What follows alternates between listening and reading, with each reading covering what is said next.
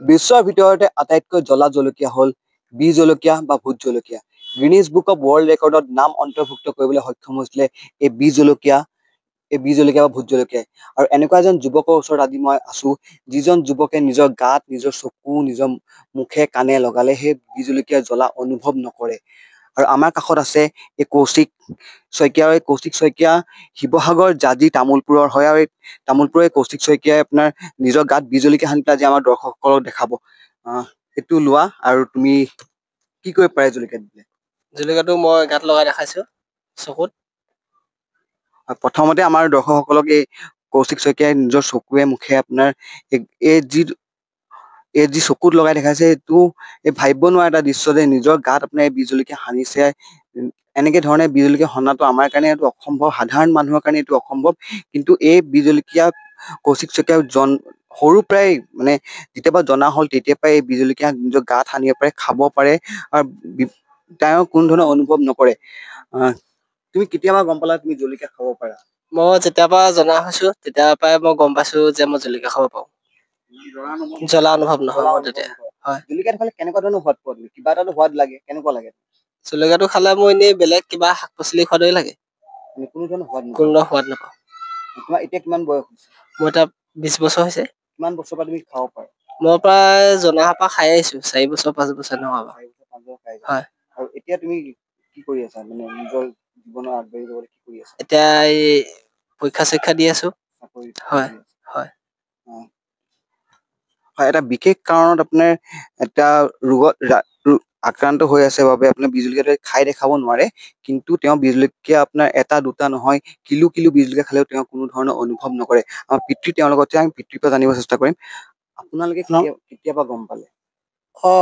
এই ল'ৰাটোৱে জলকীয়া খোৱাটো প্ৰায় 2 বছৰমান বয়সৰ পৰাই খাইছে মানে ই ঘৰত খোৱা নাছিলে, গৈ পিনি বাৰীত খাইছে। বাৰীত মানে মই কাম লগাই আছিলোঁ, কাম লগাই থাকোঁতে আগৰ মানে ভোট জলকীয়া গছ কেইজোপামান আছিলে, তাতে জলকীয়া ঠিক কেইটামান লাগি আছিলে, 6-7টা বা 10টামান লাগি আছিলে। মাকে ঘৰৰ পৰা কৈছে যে ল'ৰাটো বাৰীলৈ গৈছে দেই, ল'ৰাটো বাৰীলৈ গৈছে। তেতিয়া মই পিছলৈ গৈ পিনি চাইছোঁ, ল'ৰাই গৈ পিনি জলকীয়া গছৰ গুৰিতহে আছেগৈ, ই জলকীয়াকেইটা খাই আছে। তাৰপৰা মই লৰালৰিকৈ আহি ধৰিলোঁ, জলকীয়া খালি নেকি? বোলে জলকীয়া খালোঁ। হিচাপ হ'ল খালেই জলকীয়া, কেইবাটাও খালে, 6-7টামান জলকীয়া খাই দিলে। খোৱাৰ পিছত মই ধৰি লৈ পিনি লৈ গুচি আহিলোঁ। আহি পিনি মাকৰ ওচৰত দিছোঁ যে মই বোলো ই জলকীয়া কিন্তু যথেষ্টখিনি জলকীয়া খাই দিলে দেই ল'ৰাটো চাই। এতিয়া ব্যৱস্থাটো কি কৰা হয় মই হ'লে ক'ব নোৱাৰিছোঁ। এতিয়া মাকে গাখীৰ পানী বিচাৰি আনি পিনি ল'ৰা গাখীৰে গা ধুওৱা নিচিনাকৈ কৰিলে, মুখ হাত ধোৱালে। ধুৱাই মেলি তাৰপিছত মই সুধিলোঁ যে ল'ৰাটো এতিয়া কেনেকুৱা হেৰি বাৰু, চাইছে বোলে নাই একো নাই, একো গমেই নাপায় জলকীয়া খোৱা। তেতিয়া মই ভাবিলোঁ জলকীয়া খাব পাৰিছে দেখোন, খাইছে। কিন্তু এতিয়া এটা বৈশিষ্ট্য আছে, ই মানে জালুক আৰু বগা নহৰু খাব নোৱাৰে। ই মানে বগা নহৰু যদি এফুটাও খায় নহয়, তাৰ সেইফুটাই চকু পানী উলিয়াই দিয়ে।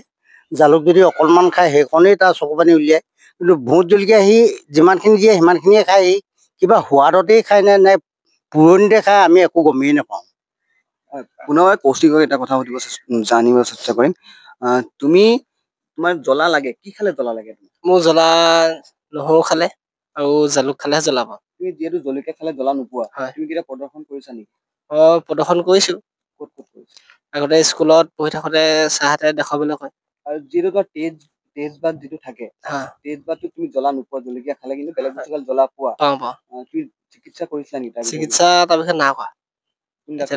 নাই দেখুওৱা। ধন্যবাদ জনাইছো।